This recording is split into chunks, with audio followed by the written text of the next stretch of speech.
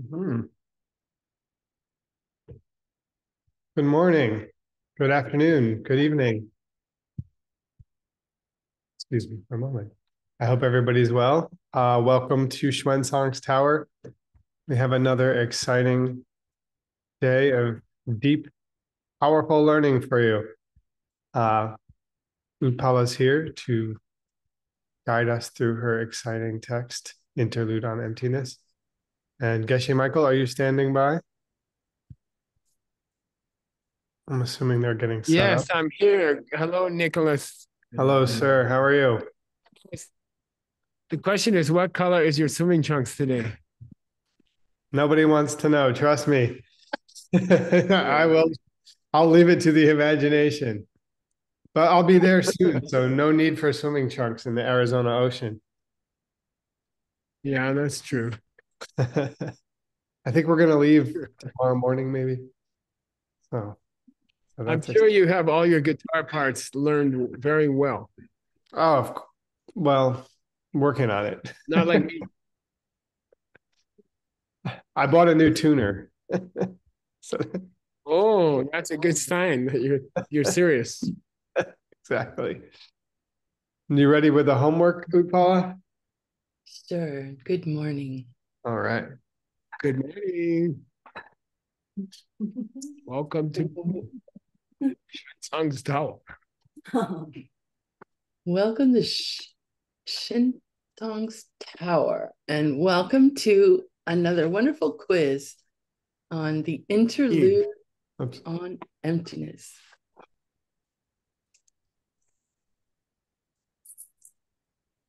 Whoa. So it's kind of a good way to start if you see that the question is much longer than the answers, right?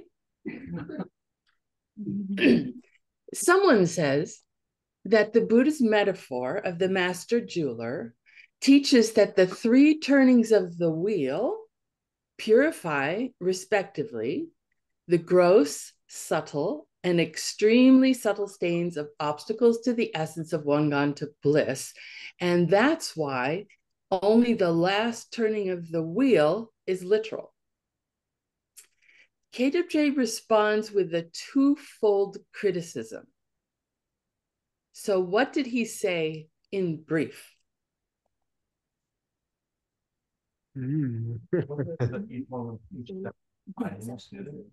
Refining the student. Rob says each step refines the student or something. It's like the idea that it wasn't that the third was literal, that each one was bringing student, refining them more and more. So why does KJ criticize that? Yeah.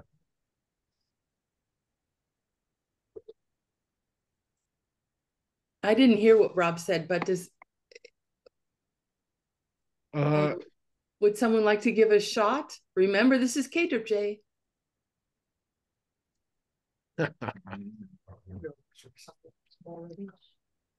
I don't know. Everyone here thinks it's not such Okay. a bad example for Oh, cleaning the bed. all For right then. cleaning, yeah. Unless there's something about thinking any of these topics are self-existent in nature. Well, that would be a problem for sure. Yeah. But that's not what KWJ, that's not how he responded. First, he said, what you said is based not on scripture, but on a lack of investigating scripture. Okay. Secondly, he said, what you've said contradicts your own assertions. So let's delve into these a little more deeply. So KWJ says this misunderstanding is contrary to scripture. What scripture did he reference, and how is it contradictory? Is it what I really meant? Yay! Oh, okay. What I really That is meant. the scripture. Thank you, Oscar. And how is it contradictory? Or is this something that this Kachik is saying that because the Buddha said this is literal, then that must be the literal turning of the wheel? No, he didn't. He didn't talk about that. That issue comes up in our last question for this morning. But what he mentioned was that what I really meant explains that the three turnings of the wheel are for different types of students. It's not for one student to go progressively through the three turnings. So KJJ also says it's contradictory to what those who follow the mind only accept. How so? Major hint. It's very much like the answer to the first part of this question.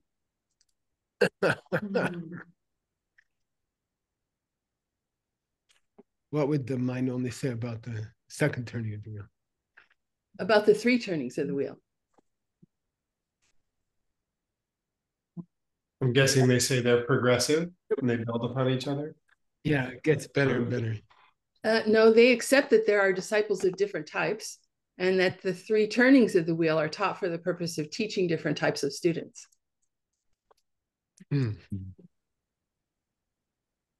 So that's the way in which this kachik is making an assertion that's contrary to what he's asserted elsewhere in this text, if it's the same person. Yeah. And to clarify, I mean, Upala, that's the one that we seem to be agreeing with, or KJ seems to agree with? That there are different types of students? Yes, right, as opposed to progressive. Yeah. That this is the reason for the three turnings. This is our position at this point in the text. Yeah. Great. I mean, but he did, the reason this kachik showed up, as you recall, is that KJ said the three turnings of the wheel are how they deal with the topic of selflessness.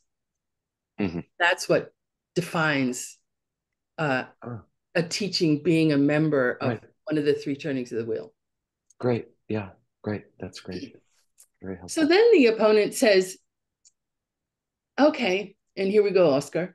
Because the sutra, what I really meant, says the final turning of the wheel is literal, it is therefore literal. And they also say, this person, that the perfection of wisdom sutras are of the final turning of the wheel. What absurd consequence does KJ present as following that belief or that assertion? Then the perfection of wisdom is literal. Yeah, which means the third turning is the second turning. Yeah. Tina says that the third turning would be the second turning or something like that. Well, there is this issue that, the perfection of wisdom sutras are within the second turning of the wheel, not the third. But what's the implication from this person's point of view of the perfection of wisdom, of considering the perfection of wisdom sutras as being of the final turning of the wheel?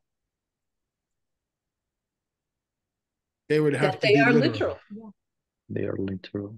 That they are literal, right? So then what's the issue? What's the absurd consequence of holding that what I really meant and the perfection of wisdom sutras as both being literal? They contradict each other. They contradict each other, right? So if it were true that what I really meant and the perfection of wisdom sutras were all literal, then it would have to be the case that an accurate perception would have no problem accepting two contradictory statements: changing things truly exist and all things lack true existence.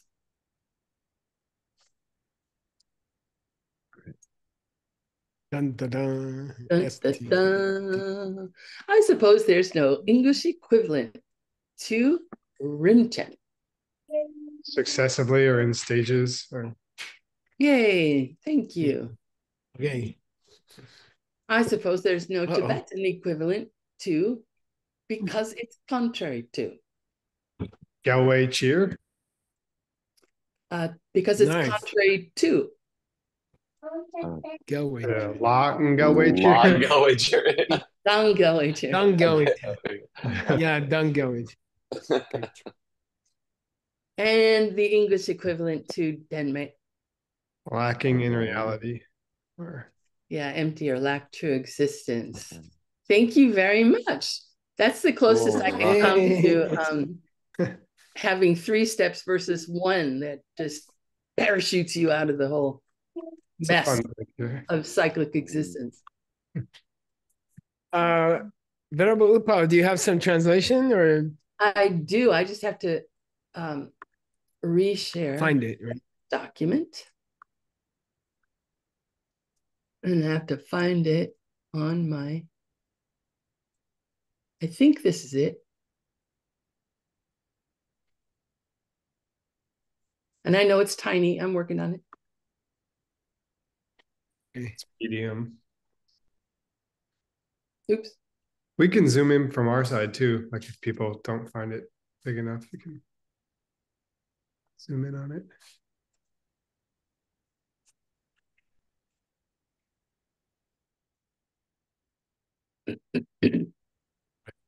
Would you like me to read the Tibetan, Geshe Michael? Yes, please. Young Kachik. Yang kachik do de tsiki simpar ten sitar ki dun de tar du drupa nipe dun tang dele nduk pa drangwe dun du kelang ne korlo tama do gongdra la sopa nang nepe dun dang korlo parpa sher chin ki do la sopa nam drang dun yin shing. Good. So we're getting into some very, very interesting. Did you notice that in words mind only text and in Utpala's middle way text, which is right now talking about the mind only school, they both start to address the issue of if there's one path or what 3. did the Buddha, when did the Buddha say what he meant and when did the Buddha say what he didn't mean? Because the student was weak. Okay. All right. And so he's going to kind of try to define what it means to speak literally and what it means to speak figuratively. Okay. And we're getting into that subject. By the way, after how many years? 4 years. Gazillion of work, at least. We're about to leave the middle way school. We're about to go to we're about to leave the only school and we're about to enter the middle way school in one of the greatest books ever written about emptiness. So it's kind of a big day, this day or the next class that we have. We will be finishing the first half of the book and that we struggled through the mind only. And the middle way, by the way, is all downhill. Okay, it's what you grew up on. So it'll feel familiar. This is not familiar. Okay. Kachik means what, Udpala? Some guy. Some person. Yeah, some guys say that sutra is Dambaing Sixin. We call it Sixin. Say it, Sixin. Sixin. Sixin. Sixin. Sixin. What Sixin means? Teaching, well, words. See, I didn't. It's an ancient term for literal. Take it as the words say. Sin, sick. Sin is the past tense. Zin. Okay. Yeah. So, hold. So it means take it as literal. Take it according to the wording. Okay. So somebody said that what's interesting is they are trying to find a sutra which defines literal and figurative. Okay. They're not trying to find a sutra which is literal, and they're not trying to find a sutra which is figurative. They're trying to find a sutra which gives us a final decision on how do you judge what the Buddha really meant, and how do you judge when he was speaking figuratively, which according to Tsongkhapa is one of the most serious responsibilities of every spiritual person in the world. You personally have to decide when was the teacher telling the truth and when was the teacher being figurative? And no one else can do it. Not even the teacher can do it because they might be speaking figurative. So we're trying to find a sutra that tells us how to distinguish between what the Buddha really meant and what the Buddha didn't really mean. Dense means this tse is the tse in Sema, which means measurement. Okay, so what's the measure of a scripture being literal or figurative? Okay, since if you can take it literally, that's the definition of literal. Okay, if you can take it according to the words, if your teacher says something and you can accept it on face value according to what the words say, that's what we call ngepe dun. Okay, say ngepe dun. So nge dun means literal. Together they're called chang'e, right? Figurative or literal. So that's literal. If you can take the words on face value of the teacher, then that's what we call literal. Dele dopa. The opposite. Anytime you see ZL, first of all, it's a D. Z, don't tell me sloppy or something like that. ZL is pronounced nd, prenasal D, nd. And the classical example is Ndawa, Sengdawa, which means the moon, because it's the partner of the sun. It's the opposite of the sun. So the word for moon means opposite. Okay. And the word for wife or husband is also nda, the other half. Okay. So da means other half. So dok has all these meanings of opposite. Okay. So what's he saying here? You want to get to changdun, which means figurative, then dok the ngedun. Yeah, opposite of what I explained from ngedun. Ngedun was you can take the teacher's words on face value. Therefore, changdun is you cannot take the teacher's words on face value. You have to interpret them. You know, what's the famous example of my teacher in the monastery? Break all those Kayu cups. chok. Break those Say cups. kayu chok. Kayu chok. My teacher had a student who was very careless, and every time he washed the dishes, he would break 2 or 3.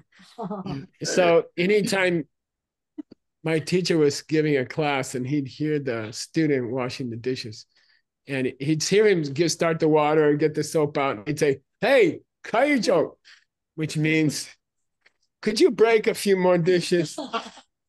Which means it has to be interpreted. It means don't break the goddamn dishes. Okay, got it? So the opposite of that kind of language is literal. Okay, dokpa is changwei dun. The opposite of literal is to be interpreted. Changwei dun. Kelang, that's what we kelen. Except. Kelen. Ka means what? Ka. Mouth. Ka means mouth. K means with your mouth. Len means take it like tonglen. Taking, right? So K len means to agree to something. Take it with your mouth. Okay. K lang is the past tense. Okay. Therefore, if this is how we define literal and figurative, then the korlo tama, The final turning of the wheel. the last of the 3. Now, traditionally, we say Lord Buddha had 3 specific periods in his life when he taught much differently. He evolved through the course of his life. And his first teachings are very dry, Abhidharma. We call the accounting teachings. Sounds like we had it in Stanley's class this week. Very dry, just numbers. And then that was the first turning of the wheel. He did not talk about emptiness much. Then in the second turning of the wheel,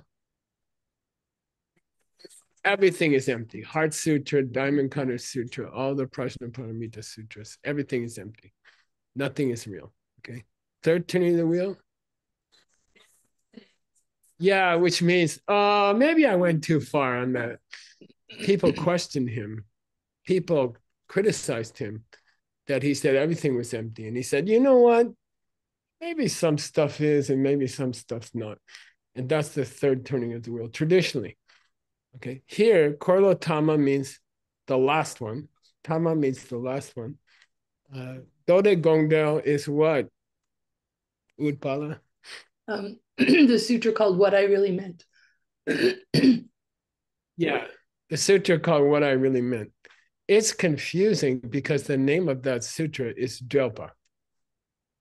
Commentary. Is and usually commentary means someone explaining what Buddha said. Who's explaining what Buddha said in this case? Yeah, Buddha. By the way, when I told you everything was empty, I didn't really mean it. So that's the third turning of the wheel. Okay, very famous. And the book which defines the third turning of the wheel is a book called, hey, this is what I really meant. Okay, clarification. La Sopa. Nam Ngepe Dun, those are, that last turning of the wheel was the Nge. Dun. That was the real one. Okay, the third turning of the wheel was the right one. The other two were exaggerations or something, okay? Because in the third turning of the wheel, he said, oh, I didn't really mean the second turning and the first turning. I mean the third turning. Okay, got it? So they agree. That's the mind-only school. So yeah, third turning of the wheel was when he said what he really thought, okay? And Korlo Parba. The middle turning of the wheel. Yeah, what's the famous use of this part that you can remember the word by? Pardon. The state in between death and rebirth. Okay, say pardon. Yeah, it's not an English B. It doesn't exist in English. This B sound does not exist in English. It's pardon. Okay, pardon. So parpa means the middle turning of the wheel. Those dos in Chinese, 中文档. Boro mito. Okay, prasnya paramita. Okay, the Paramita Sutra. Okay, those sutras were Changdun, Heart Sutra, Diamond Cutter Sutra, Prajnaparamita Sutras. They were all figurative. Yeah, I didn't mean it. I said everything was empty. I was just exaggerating to wake up the goddamn students. Okay. I thought they'd go, and I'd say, okay, now you're awake. I can tell you the truth, which is that not everything's, because changing things are real. Changing things are real. Things that perform a function are real. If you burn your hand on something, it's real. Okay. All right. Now let's look at the translation. A sutra's meaning is exactly as it's taught, word by word, is of literal meaning, good. And the opposite of that is accepted as being, a figurative meaning, good. And the sutras of the final turning of the wheel, such as what I really meant, are literal meaning, good. And the sutras of the middle turning of the wheel, such as the perfection, are figurative meaning. Perfect. Okay, let's go to the next paragraph. So Geshe, I just want to say that I'm sort of over time on my part of the class. So if we want to go to you in the text, or do you want to continue? Yeah, no, we're okay. We got to go here anyway. We might as well do it. Okay. But thank you for being considerate of the other students. Okay, who's gonna read 406, Venerable Upala? And you can correct them, okay? Venerable Xuanzang. Okay, do you want to come here and sit and quick, wait, don't spill that glass. Okay, please read. Venerable Upala, you are correcting. I am relaxing. Dewa shek pei ning poi do dang, yeshe nang wa gengi do dang, nyawo che chen po do dang, sor moi bang, boy do dang, oi. Oi, gabon.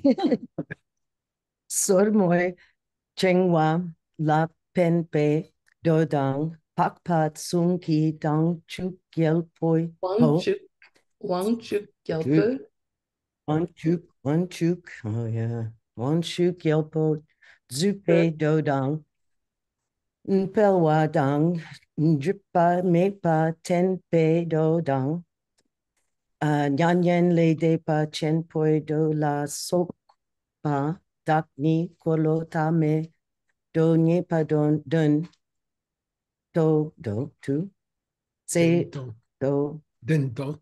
dun do se ma che Mawar. ma what ma we do. Shento. Okay, Shento. good. And sutras such as the essence of those who have gone that way, they worship in Nimbudo. Okay. And the shining jewel of wisdom sutra. Okay, good. Striking the great Jam Sutra. Okay, good. A teaching to help Angulimala, string of figures. What's the story of this guy? He killed teacher people and told him- collected fingers.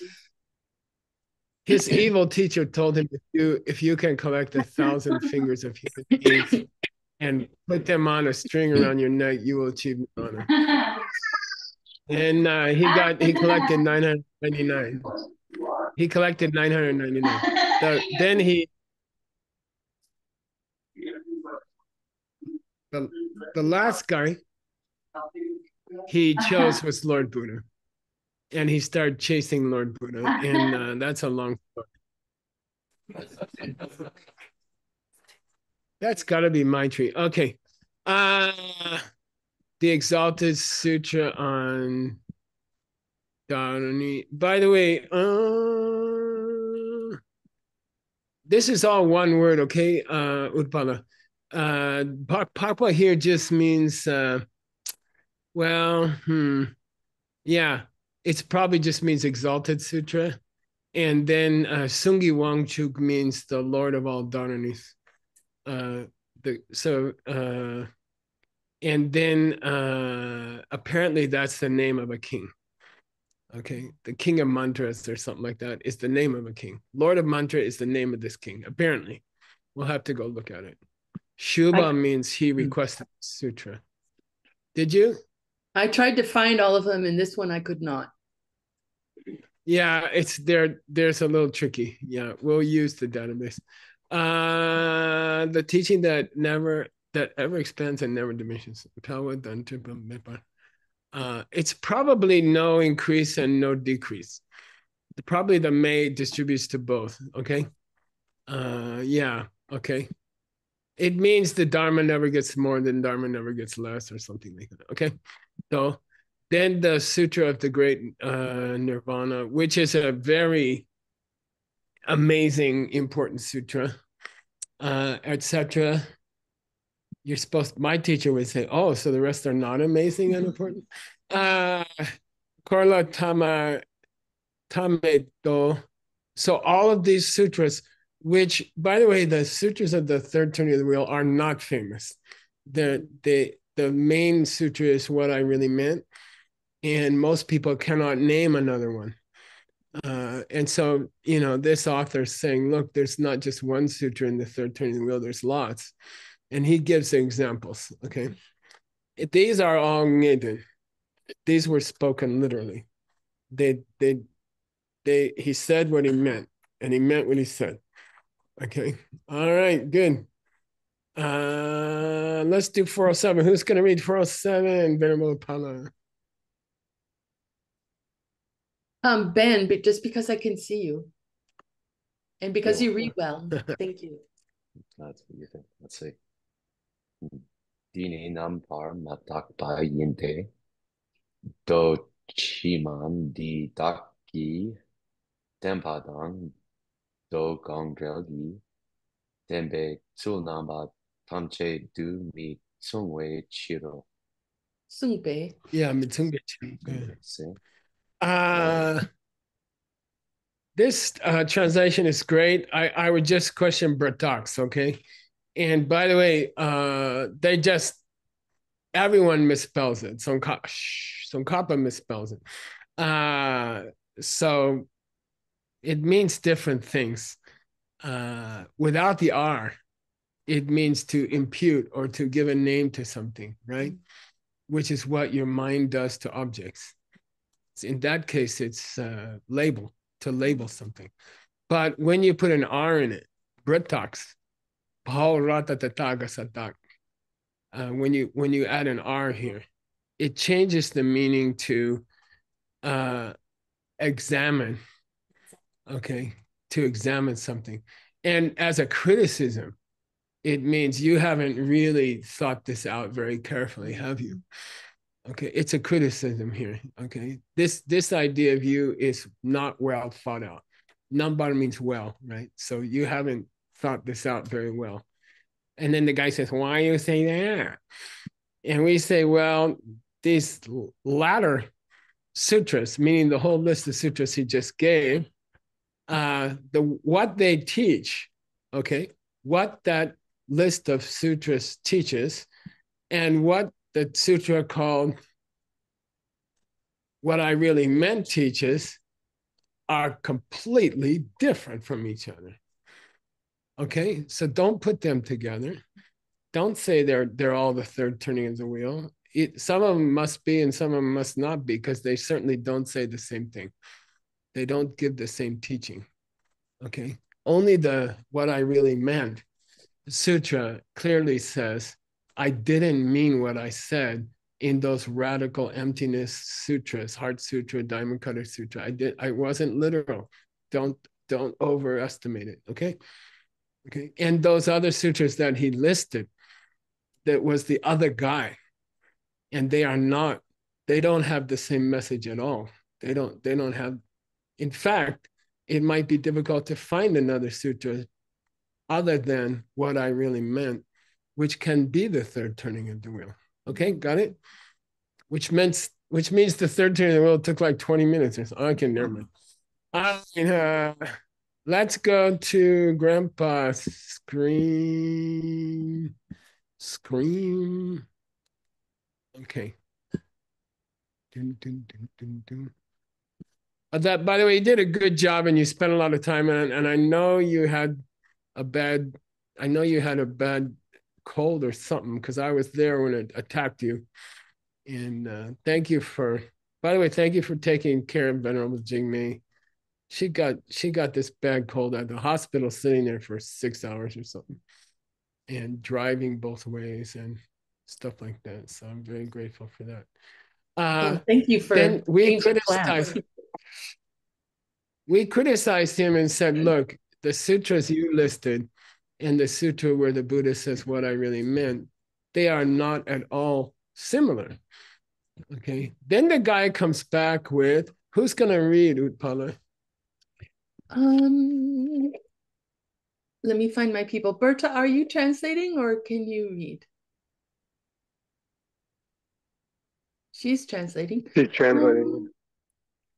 Okay. I would like Catherine. Jan, are you translating or can you read, please? Yes, I can read. Thank you.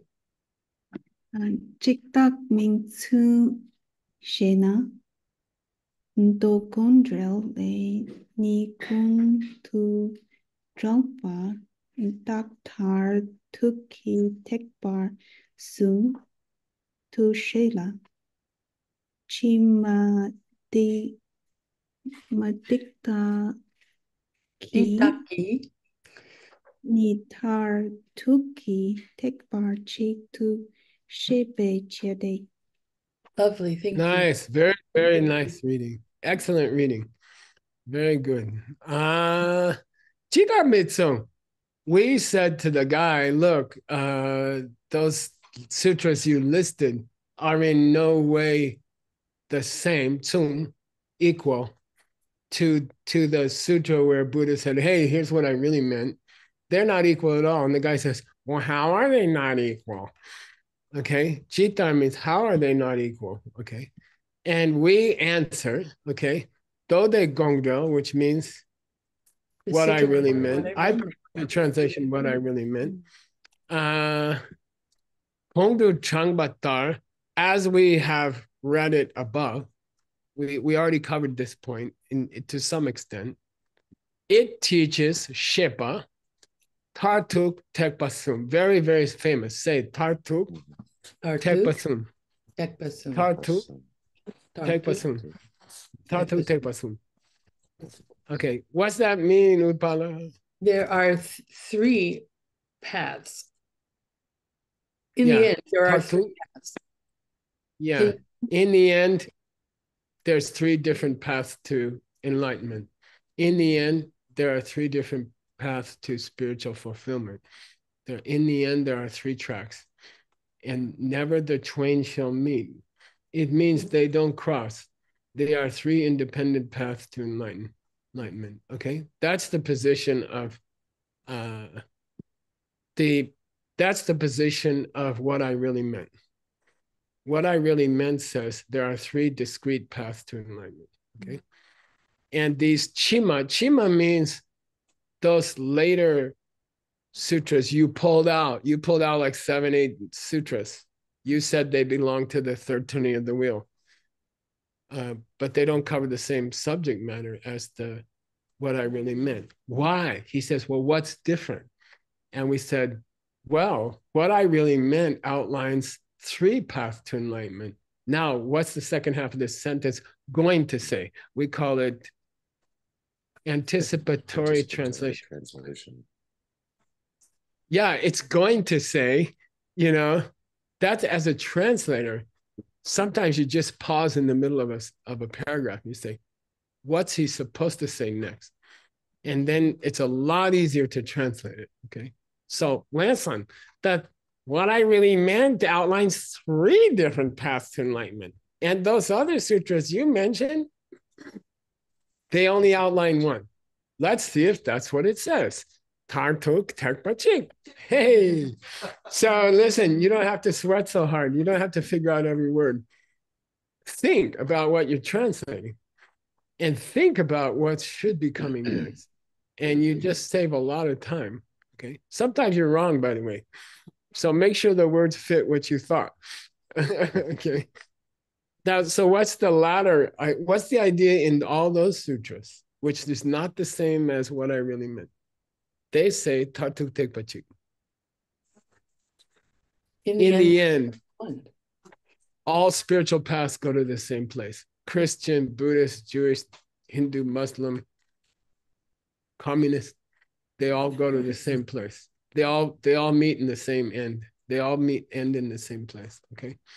And it's a very passionate subject in the Prajnaparamita. And Asanga talks about it a lot. You can spend 6 months on that. The proof that all spiritual paths lead to the same place. Okay. It's a very beautiful concept in Buddhism. Yeah. Okay. All right. Let's keep going. Who's going to read next, Upala? Venerable Cotting, could you please read? Certainly. Chekpa Pel Cheng. Pel. Oh. Hak? Pak. Oh, Pak. Oh, Pakpa, of course. Pakpa Pel Preng Ji Dule Nien Tu Drak Chum Pa Marik Pak Shaki Tang Sak Pa Me Pe Le Ki Kien Gi Yi Ki Rang Shin Gi Lu Len Par Shela De Yang Lak Che Ki Lak Che Ki Kabla Jar Mi Rungte Dra Chom Lak Che Ki Luni Ke Ba Pa Ke Wa Ngame Le Nyon Gi Chak Pe Duk Pang Pe Duk Nyel Gi Pung Po Yin Pe Chiro. Lovely, thank you. Nice, very, very good, very good. And thank you for all the help at Diamond Mountain this week. It was very pleasant to be there, and you guys worked very hard, and the place looks beautiful. The place is the best it's ever been. So there's debate in Buddhism, and there's a misconception about Buddhism that Buddhism says when you reach nirvana, you disappear. And somehow that would be wonderful. And there was a band called Nirvana, and the leader of the band disappeared himself. He committed suicide. And there is this idea that Buddhism says that when you reach your final enlightenment, you just disappear. Okay, and so there's a lot of argument about that. Okay, that kind of disappear is called Tlak Say Tlak Me. Tlak Me means nothing left over. Just your pants are probably sitting there on the cushion and the person's gone. Okay, probably your underwear's still there. And okay, that's called Tlak Me, nirvana with nothing left. And then before you reach that final nirvana, there's Tlak Che. Say Tlak Che. Tlak Che means there's still something left over. Like you have some kind of physical and mental components are still there. Okay. So that in the lowest schools of Buddhism, Abhidharma schools, there's divided two kinds of nirvana, Tlak Che and Tlak Me. Okay. This higher schools have a very intriguing take on that, but we don't have time to do that today, or we'll never finish this book. So Papa Bel Chengito, he's taking a sutra named Bel Cheng, glorious mala or glorious string. We don't know what it's probably a person's name. I think I've heard of the glorious garland. Yeah, that sutra says, let's consider Drachomba. What's the Drachomba? Arhat, enemy destroyer, okay? Of the Nyentu, meaning lower track, okay? Lower track. Basically not bodhisattva track, okay? They reach nirvana, but they aren't reaching nirvana for the sake of others. They are reaching nirvana for personal purposes, personal reasons, okay? They're called listener, but the idea is they're selfish. They still have some kind of selfish. They want to get to freedom themselves. They're not worried about other people, okay?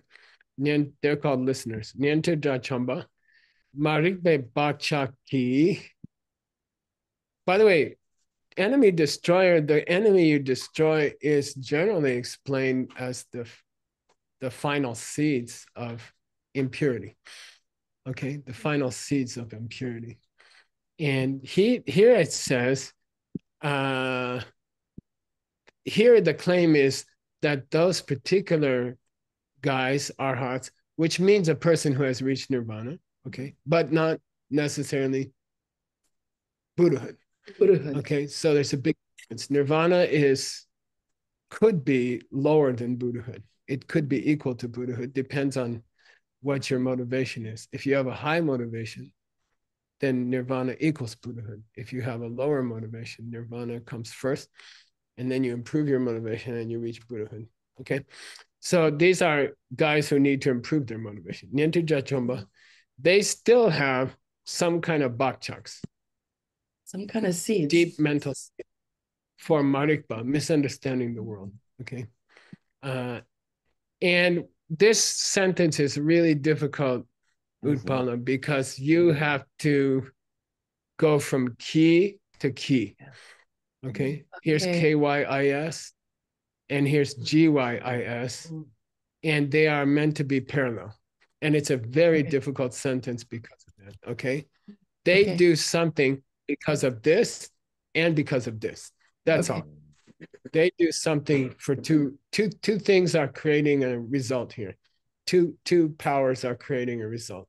So he says, by that and by that. And you have to understand it's a sentence where there's two parallel phrases. They get in trouble because of this seed, and they get in trouble because of this. So there's two because ofs. Okay. That's why there's common that they would that they would repeat that particle? No, it's not one common. That distributes. Okay. Yeah, it's not common. And as a translator, you have to think, why did he separate them? Why did he said, you want to say he's overweight because he doesn't exercise and he eats a lot of bread, which is my case. And you would just have one because, you see what I mean? He's overweight because he eats too much bread and he doesn't exercise. But in this case, he said he's overweight because he eats too much bread and pause because he doesn't get enough exercise. And there is a reason why he said because twice. And you have to figure it out. As a translator, you have to ask the question. Okay, so there's two becauses here. That weird and the tongue after the key, is that our big clue? Yeah. That's a pretty funky formation otherwise, right? Yeah, it is a clue. It is a clue. So two things are creating a result here. Key this and key this. Okay. What's the first thing? Marik Be Bakcha. He still has deep seeds for misunderstanding the world. Okay, which is generally touchy for an arhat. He's not supposed to really, but that's a delicate question. Okay, and he still has le karma. He still has karma, and it's a very strange kind of karma called sakme. Unstained karma. We call unstained, stainless karma. It's karma, but somehow it wasn't collected by misunderstanding the world, which is very unusual. Okay, so he has some kind of special karma. You can say clean karma. Okay, all right. Yeah.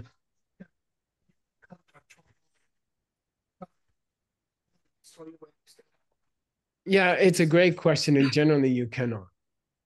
So it must be some super subtle thing. And that has a special expression to it. And it's a weird kind of deep seed, super deep seed. What was the question, shadows. How can he be an arhat and still have seeds for ignorance or misunderstanding? And the answer is I would call it a shadow seed or something like that. There's kind of a phantom seed that is described in some scriptures. Okay, so anyway, he's got these two kinds. Therefore, he is going to lemba, a new body. Take on. He's going to take a new body. He's going to go through a rebirth.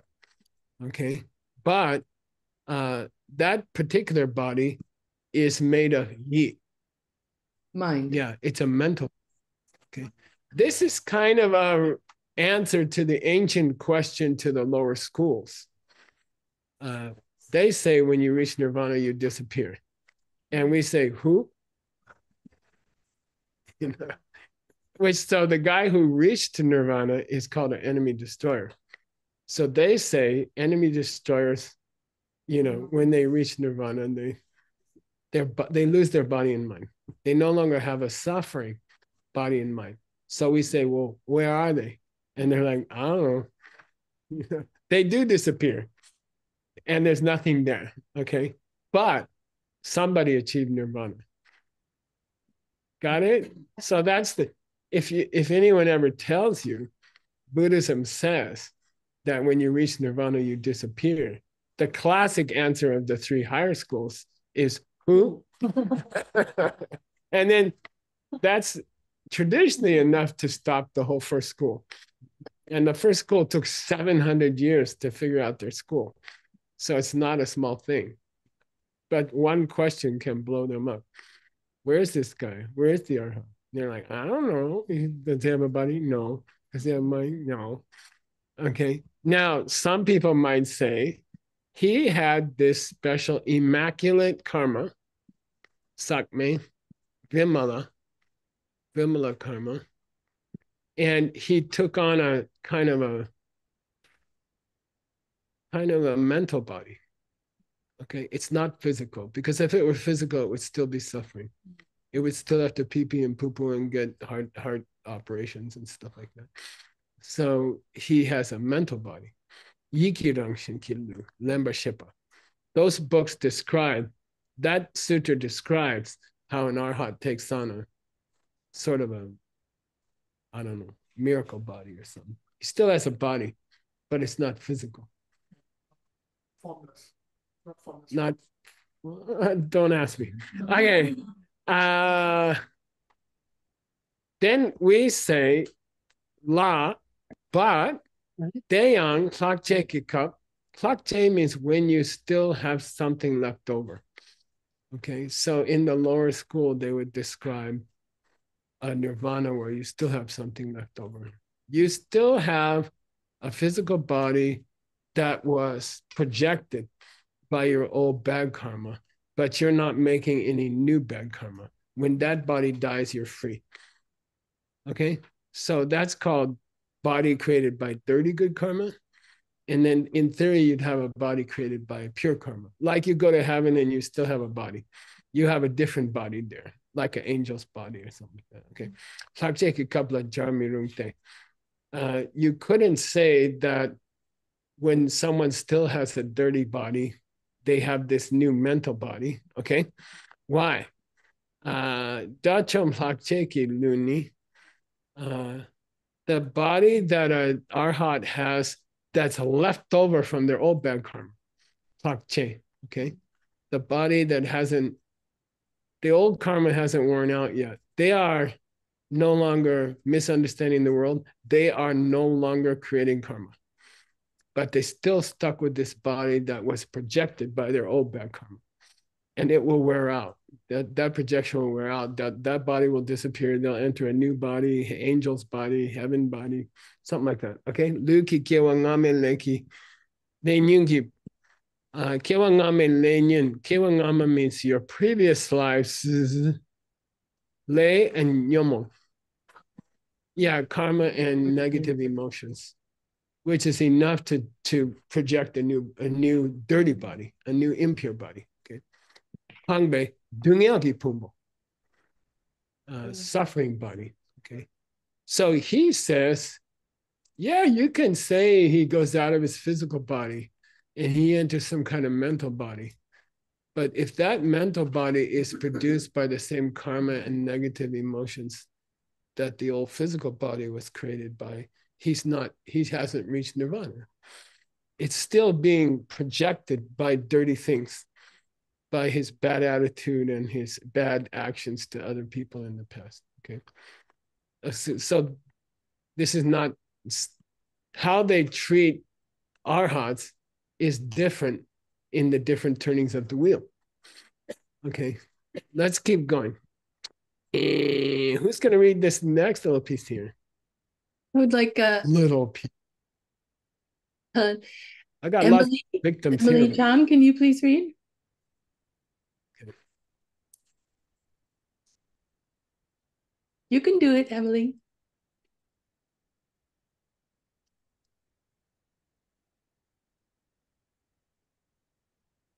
Just not comfortable right now. Okay. Inna Shvetsova, would you like to read?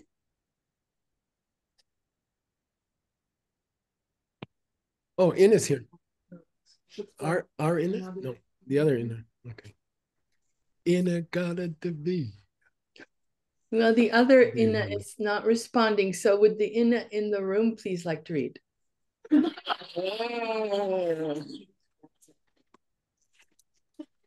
You do the cursor, okay? Go slow so she can correct you. You do the cursor.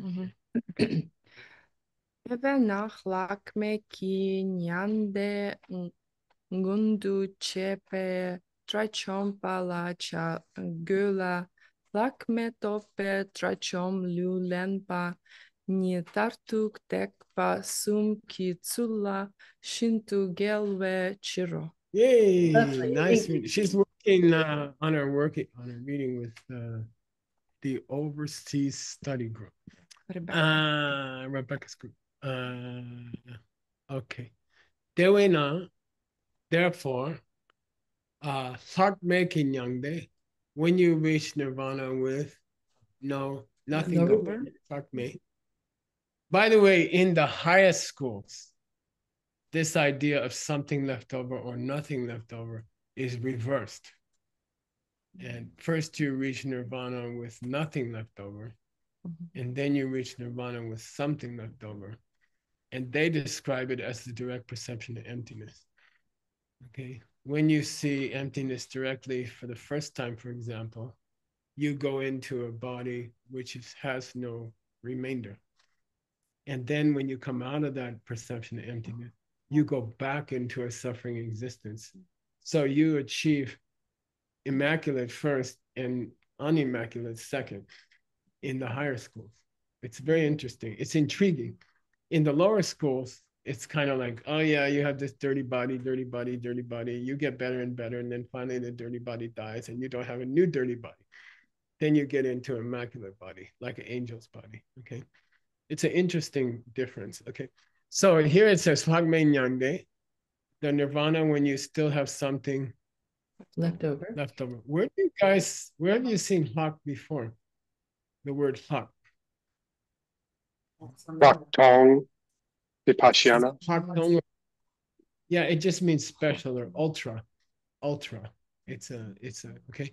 Hagme Nyangde, when you achieve nirvana with nothing left over, Ngundu Chepa is a tricky verb because it means to actualize. And they don't like to use the word achieve. They try to use a different verb for bring into being. Okay? Why? It would be weird to say, I worked and worked and worked and got to nothing. You see what I mean? I achieved what I worked and worked and worked spiritually. Yeah? What happened? I achieved. What'd you achieve? Nothing. You know, so they use a different verb. Technically, they use a different verb, and it means you manifested it. You manifested the absence of a dirty body. Got it? Okay, which is a clean body. That's the kind of arhat you need here. But when you say an arhat, nirvana-sizer, okay, who has achieved nirvana with nothing left over, no dirty things left, no dirty mind, no dirty body left over, okay?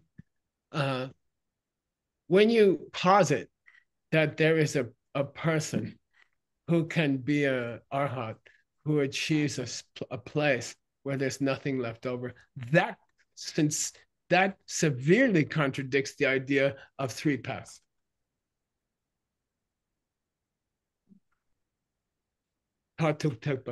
Say Tartuk. In the end, there's three separate roads to enlightenment. And now we're Tartuk Tekpachikers. What's that? Yeah, which is sweet. I mean, it's very attractive. You know, in the end, all spiritual paths on this planet go to the same place. Okay, to me, it's very attractive. Okay, but he says, if you're one of those guys who says there's three separate paths to nirvana, then I don't see how you can talk about an arhat who reaches a place where they don't have anything left, because that would be the same result achieved by other levels of people, and then ultimately speaking, there would be only one path. See what I mean? If you're saying there's such an arhat like that, then what you're really saying is all paths end in the same place. And you can't go around saying there's three. Okay? So the question of what happens to you at the end impacts on this question of how many paths there are to enlightenment. If you reach the same enlightenment, if these Hinayana guys reach the very same arhatship, without compassion, without caring about other people, if they reach the same kind of disappeared body thing, then there's only one path. And those books are wrong. Then the third turning of the wheel is wrong, because it says there's three. If the result of practicing a lower path is the same kind of disappeared person that you get to with the other paths, then the last turning of the wheel was mistaken. Okay, got it? So his argument about what happens to arhats at the end, and his argument about was the third turning of the wheel the real one, the true one, or was the second one the true one? It's all the same. And it all came about through that original discussion of the guy cleaning the gemstone. So we had a long metaphor from scripture about a guy who was found a rough gemstone and with three different kinds of processes, made it into a finished gemstone, which means nirvana with no remainder. Okay, cool. The whole thing ties together sooner or later. It's all one talk. I think so. Who's next? We're at time. We got time, Geshe Michael. Hey, we by tradition, we go by tradition. Yeah, we haven't finished the minority section. By tradition, Venerable Utpala will lead a discussion in which we try to. What's the date today? The 21st of September. We're going to talk about.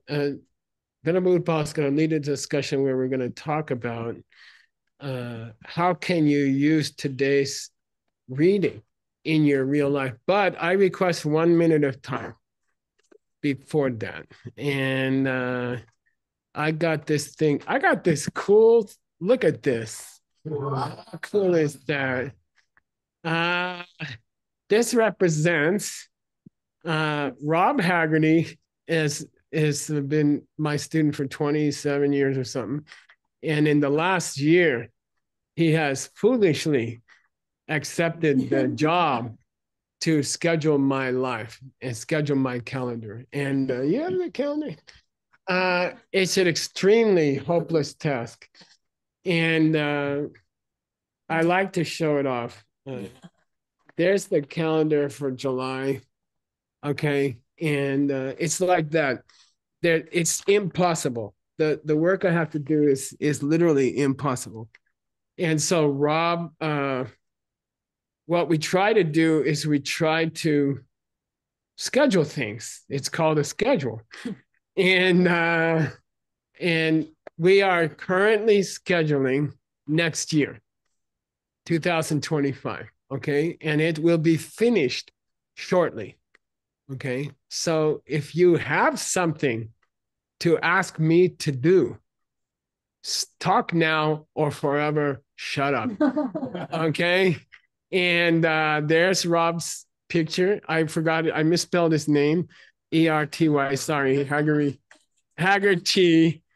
And he's writing the schedule for next year, for 2025. Okay. If you want to request some kind of teachings, programs, personal meetings, long personal meetings, things like that, I'm afraid you have to do it now, okay, for next year.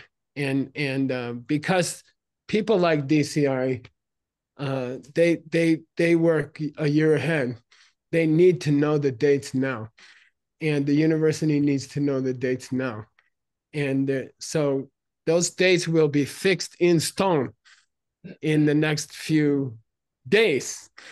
So there's Haggerty's email. If you want to request something that takes more than 2 minutes, ask him. And I said it 1,000 times. My life is down to the minute. I judge everything by the minute, you know. And you don't believe me, and you don't hear it. And I keep saying it, and nobody hears it. But I must arrange my time. I must carefully manage my time to the 10 minutes or something like that. If I lose 10 minutes unexpectedly, it hurts somebody else. It will hurt somebody else the next day or 2 days later or 3 days later. So if something unexpected happens, or you say, you know what, I have a program, can you come, you know, then someone else will get hurt, definitely. Okay, so just please, please, please, please, today is the day. There's his name spelled wrong. There's his email address. If you want time, if you have something in mind, I love programs. That's why we have a problem. So just ask him and write him. Now, this other lady, she is not my scheduler. Okay, she's my wife. And so if you if you have something you want to schedule, talk to the guy in the tuxedo.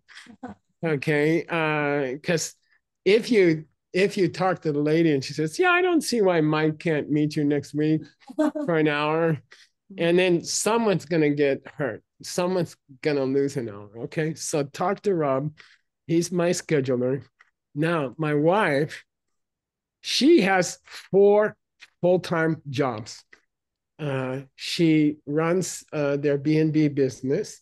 She runs the Peachtree Cafe quietly.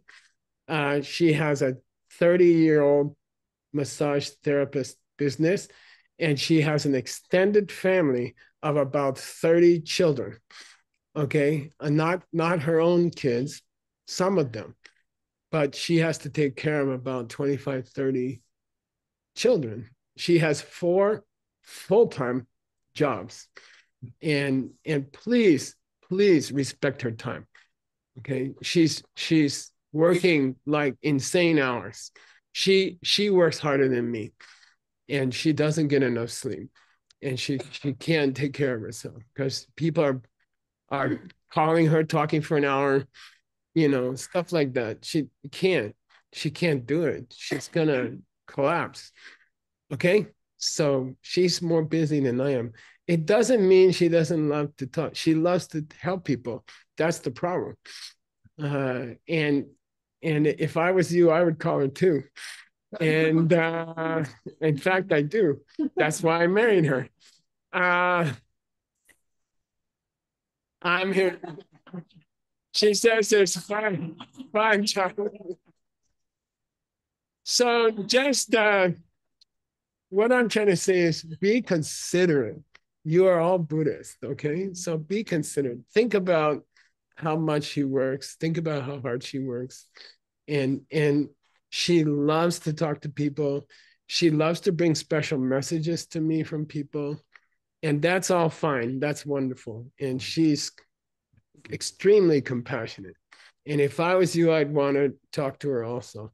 But at the same time, be careful of her time, and don't take too much time that for yourself, and then there won't be time for other people.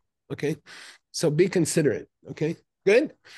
All right, that's my message for today. And over to you. Bye bye. Well, before you go, Geshe Michael, unpin. Is there some translation homework you'd like me to do for October? Oh yeah, hang on. Let's go back to the like text. finish this part of the book. No, yeah, exactly. Really? Okay. Exactly. Yeah, so 411, 412, 413, 414, 415. And then we have reached our kindergarten. Okay. So if you do your work well, in the next class, we can graduate to the second half of the book. Okay. And that's a big, big deal. And thank you for surviving till the second half. Okay. Okay, I'm getting out of here. You start your conversation. I'm sorry. You're welcome. If you want to go over a little bit, I'm sure Nick will allow it. Okay. Sure. As long as Hasno will allow it. Okay.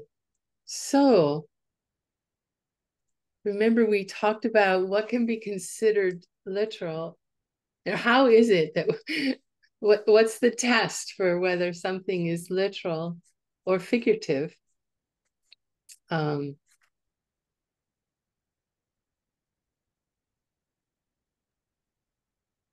Was that a question you're asking us? Well, I'm just reminding you of what we talked about. And then this business about what the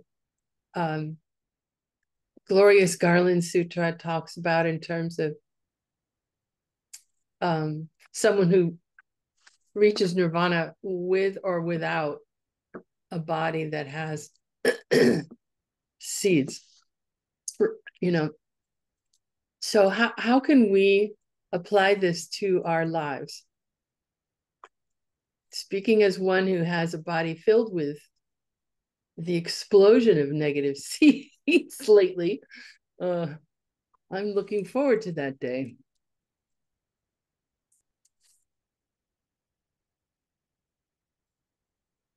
Anyone have any thoughts about these topics? I was just thinking, Paula, about all these people who think they have the right idea, and then we're so lucky to be exposed to the right idea, but I don't know where my thinking is. There's this famous story of Tsongkhapa asking his teacher, well, asking Manjushri if he was leaning more in his thinking towards upper middle way or lower middle way, and Manjushri said, something like neither, you dummy.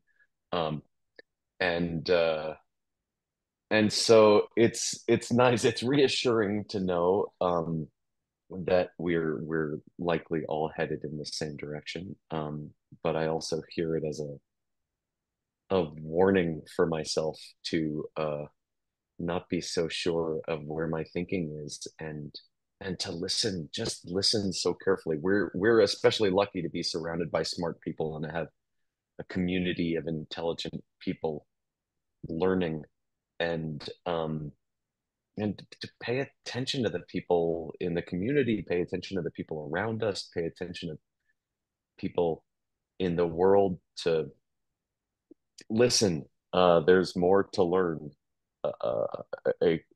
Geshe Michael, I remember him saying once, you don't need to tell us about your understanding of Nagarjuna. We can tell by how many times you got angry today. We already know how well you understand Nagarjuna because we saw you yelling at that person over there.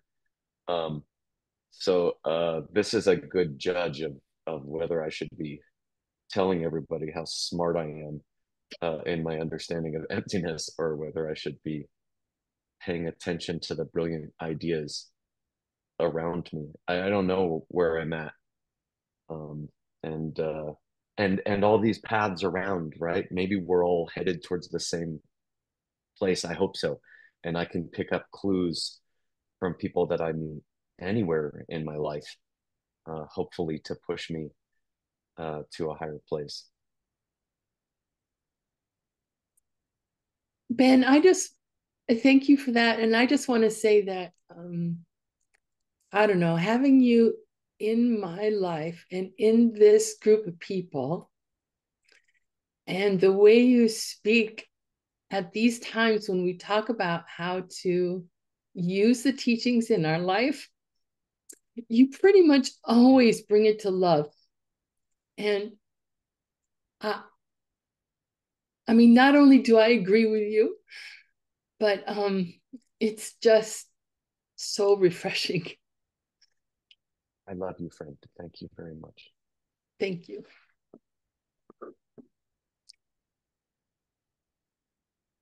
Oh.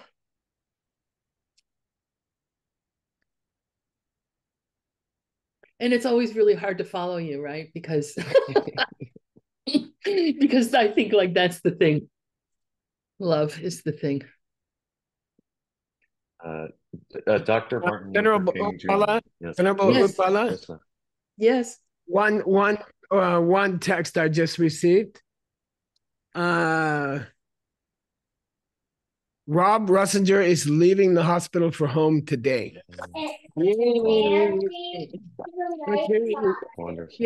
I did want to end today and ask everyone to please make a special dedication of our work on this text of trying to understand the nature of reality, the power of those seeds, and just give them all to Rob, that he may quickly recover.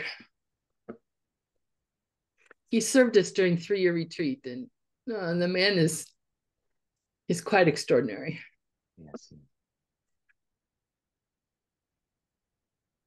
I want to share. I did help with the innovation retreat for like 7 days now, and I don't know how everybody can do this for 3 years. That's incredible, impossible, and absolutely out of this world. So thank you for everybody who protects people for this long. I hope you protect them. Thank you, Chloe. I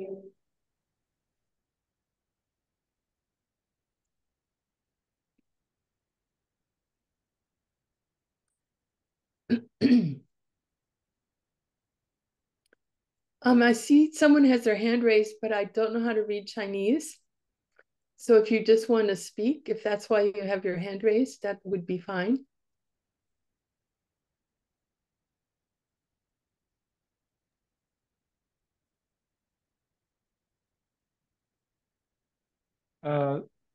Thank you，乌巴拉老师。我想问一个问题，就是老师说每隔500年出一位正者，那为什么佛陀时代就是出现了好多的这个学生？ К сожалению, я не слышу перевода. У меня нет перевода. Would our wonderful Chinese translator join the regular Так, channel? All right, who's going to translate for us? Catherine, can you tell us what he is speaking about? I can translate. Oh, great. 谢谢老师。那个老师说，每隔500年会出一名正者嘛？ Teacher said every 500 years there will be Arya, but why during Buddha's time there are so many Arya? If by logic it is contradictory, and if it is every 500 years there is only one Arya, then that means the rest of us won't be possible. So someday I heard that someone asked Geshe Michael saying that, am I able to achieve the enlightenment this month? And Geshe said yes. Then this is contradictory to what Geshe Michael is saying, that every 500 year Arya. There is a saying that there will be one Arya every 500 years. But actually in the times of the Buddha, there is only one. So it makes us think that it is impossible for us to be Arya, because it takes 500 years to have one. But I remember that someone asked Geshe that question that can we see emptiness directly, or can we become Arya in this time? And then Geshe said, yes, we can. So it sounds like complicated, or yeah, that's my question. Contradictory. Yeah, it does seem contradictory. And I think it sort of highlights what we've been talking about in this particular piece of the book, which is what is literal and what is figurative. And as Geshe Michael told us in this class today, that Jason Kappa says only each of us as an individual can make that determination of what is literal and what is figurative.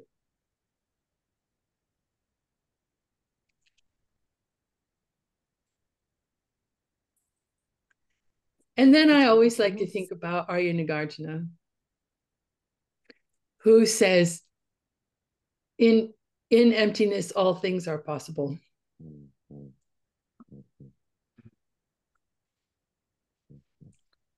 I think you can do it. I can share. Yeah, we're all in agreement. You can do it. No problem. Okay. Yeah, I just want to respond to you. It's mute. We are dangerously encroaching on the time of the Peachtree World News. So I would love to hear what you have to say, but I think we have to go now to the Peachtree World News. Let's hear Tina, and then we'll move to the next. Go ahead, Tina. Okay, and then we'll move to the. Okay, thank you. I just want to quickly respond to the question asker, because I experienced the same doubt during my journey. So I just want to change the question, because now you are in doubt. You will say, I remember my experience. I will say, wow, so many people, only 500 years, only one. Definitely not me. But when I change, why not me? You can change from not me and then to, yeah, possible. There is always a positive possibility. It's me. Why? I can be the one. So it it's dramatically changed my attitude and my journey. So I just want to offer this to the question asker, to the gentleman. Thank you so much. 对，我想给刚才世强老师让我用中文来讲一下，就是我其实曾经经历过跟你一样的一个困惑，在我的一个精神修行上，那就想说，哇，500年才出一位人，而且老师身边有 JB 啊、Connie 啊这么多人，哇，什么时候轮到我呀？不可能是我呀！所以的话，你就觉得说，哇，那还学的意义是什么？那这个都不是我。但是那后来的话，我转变了一个态度，你就想。可能是我呀，为什么不是我？非常有可能是我。So you have the chance， 你有很大的机会，谢谢。Can I say, I think there are 230 people in this call, and I don't know how many people are in the room there. Something like 300, then people will say altogether. And I have this sense that if you understand emptiness correctly, that you will come to see how there will be only one Arya in 500 years, and each of the 300 people in this call will be the one Arya in 500 years in their world. If you don't have chills on your spine like me, I don't know. Thank you, Ben. Thank you, everyone, for your attention and your practice and your hearts. And Juan, we left you with only 8 minutes. I'm so sorry. No, that's okay. No problem. I hope, because today we have a few people that are actually presenting very cool upcoming projects. I hope Nick let us go a little further. On my side, I just want to say that very cool things are coming up very, very soon. Just to mention a few that we will be talking more in the next few days. In Argentina, there is about to be some very cool events regards the Latin America tour in the next few weeks.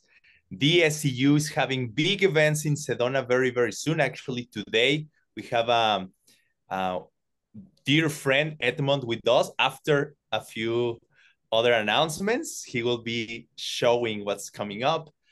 And of course, we have the upcoming events in Diamond Mountain. Just to remind you, if you want to register for the pre-retreat, we have the QR code. You may still have time to sign up for it, which is like a preparation week where you're going to get familiar with some of the practices that then Geshe Michael is going to be teaching on the 12th. Yes. And the 11th to the 11th to the 20th. Yeah. Also, just as a reminder that then that's October, but in November, Hatha Yoga Pradipika is going to be happening in Sedona College. Here in Guadalajara, I hear a few people are thinking to go. I think it's going to be a big room of people live there. It seems that way. So if you have wanted ever to take these classes live, I think you still have a chance to do it.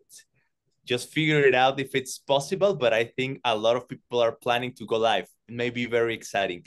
And remind you as well that in December, Geshe Michael is going to teach in Kyoto, in Japan. December 1st to the 7th is going to be teaching these steps on the path. Sometimes it says that it's some of the last classes on this particular section of the book, and then new content is going to happen, but seems that it's going to be very, very special. Also, just to remind you, there is another event happening in October with David and Sarani. This is happening in Spain, just as a reminding. And then I hear recently that they are organizing another event in Mexico, actually. And this is going to be happening in January.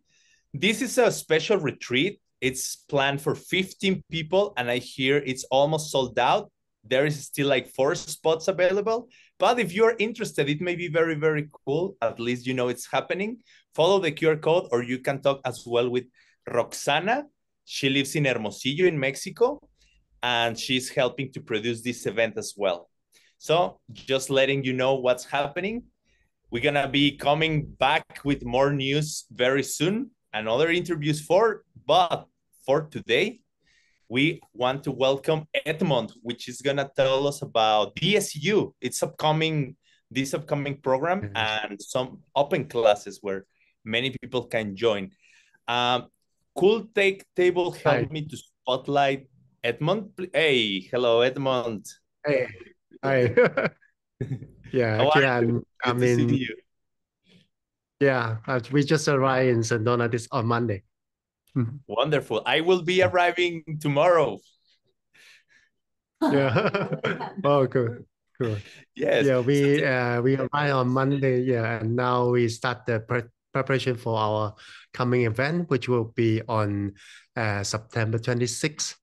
So all the people here in Sedona are invited to the class. We will have a opening ceremony, and then followed by open classes, including there's a 2-day event.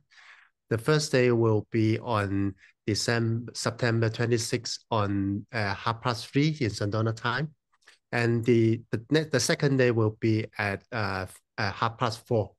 And then in both 2 days, we will have a ceremony and also the open class, open EMBA and MBA classes.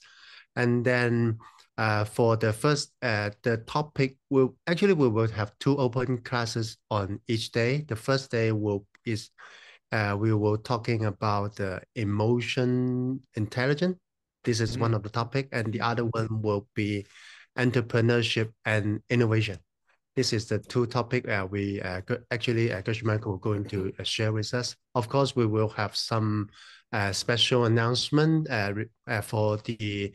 Actually, we will have a new program, which is we will announce it during the event as well. So all the people in Sedona here are welcome to join. And then if people for people who are not in Sedona, all people are welcome to join in Zoom online. Actually, you can see in this poster, the first link is our registration for the Zoom. You can scan the QR code and then register for the event for the 2 days. And then for the rest of the QR code is we have a WeChat group if you are using WeChat, and if you don't use WeChat, we also have a Telegram group. In the 2 groups, we will share the latest news about the event and all other stuff about latest news for DSU. Yeah. Hey, so you say, Edmond, for people who are in Arizona or in Sedona, it's okay to go live to attend the class as well? Yeah. Okay, and good. And we will also have a gala dinner at the golf club too at the 26th. Amazing. Yeah. It sounds wonderful. Yeah, I'm excited that I gonna be there. So it sounds exciting. Yeah. See you soon there. See you soon. See you. Yeah. See you soon there. So there you go. On my side, I can say the classes that I have had the chance to attend for DSU, amazing. A lot of innovation, very creative, very practical, very deep. I strongly recommend anyone, if you have a chance, try to get a taste of what these amazing classes are. So thank you, Edmond. Thank you, Xiaoping. Thank you, Geshe, for inviting us, and happy to be there in the program soon. Okay. See you soon. Okay, thank you, Edmond. And also today we have Ina with us on studio. She was telling me about a new initiative she and Captain Bill having cooking in their minds lately. And I would like to hear from you, Ina, what's happening? You reached out a few days ago and I thought it's very interesting, but I would like to hear more about it. Whenever you want, we have the poster, so just ask for it. Okay. Hi, guys. I will try to be really quick. So, you know that Geshe Michael introduced these teachings in a very authentic and modern form, right? So, being a medical doctor, I was asking, why doesn't he teach how to be healthy, right? And then I realized it's quite difficult if you don't have like medical degree, etc. Then I realized I actually have medical degree, and I also have PhD, you know. So, and it was in psychosomatic medicine. I do not work as a doctor right now because I'm doing some cool projects, but 4 years ago, we organized the group because people were complaining they have health issues, like over 30 people. It was called True Healing Project. This is how we called it. And we were just doing what Geshe Michael taught us to do, just, you know, putting on the, sorry, translators, oops. We just kind of made a program to make people think about other people, like to take the disease or something like a tool to help other people. And the program was crazy successful. I mean, we had over 30 people with different health issues and addictions. And guess how many were successful? I mean, all of them. All of them. If they had their if they really followed instructions. And the most cool case was stage 4 cancer. Many of you know Lena Spellman, and she will do a video with presenting all the things that she had. Like I know her for many years personally, and she is cancer-free now. After she had her liver metastasis and the skin infiltrate, she could not wear her white t-shirts because of the blood that would come out. People who know oncology, they know what it means. I lost my friend with the same exact diagnosis 1 or 2 years before. So, and then we had 2 more persons, stage 4, that one is cancer-free, another one from stage 4, she's like stage 2 or something.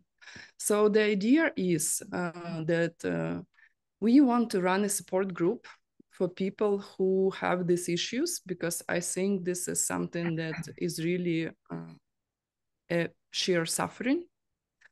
And my husband is here, he can confirm the case, because he really was against me running this group. He said that we cannot guarantee anything, and we cannot. But if there is a chance for even one person, you know, to get healed, then we should use it. We should take it, right? And I was running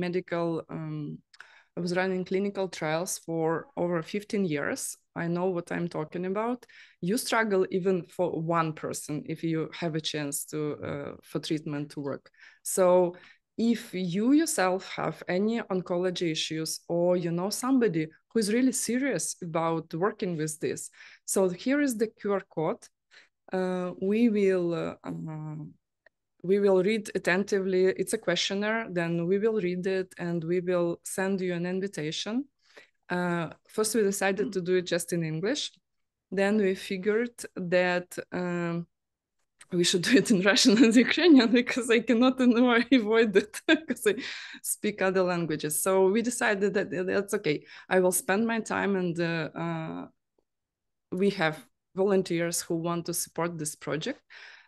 So you are invited to share this link. Just they will really need to be serious, you know, about if you want to live, you will do it, you know. So that's what I wanted to say today. Thank you, Ina, so much. So as far as I understand, this is a group that's gonna aim through different techniques and systems how to support and heal people specifically or especially with cancer issues. Yes, cancer issues, because we decided that if it will be helping here, you know, like then everybody else will figure that this is helpful, right? So this is the biggest issue, I think, as of today. Yeah.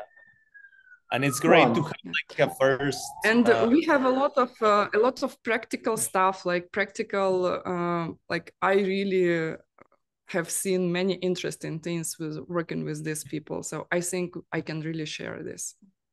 Amazing. Okay, thank you so much. Thank you so much for taking the time, taking the effort, and for caring. I think it's hopeful. It gives us some guidance if we ever are in a situation where ourselves or family members or anyone, and we need some ideas on how to proceed, how to start our healing process or their healing process. So it's good to know that it exists. Thank you very much. And sending my best and dear regards to all of you, the audience online and the people live in the Rimrock Palace. So hopefully I'll see you soon. I see you very soon. And yeah, excited to be there. See you in Arizona very soon. Thank you. Have a great weekend. Best wishes always.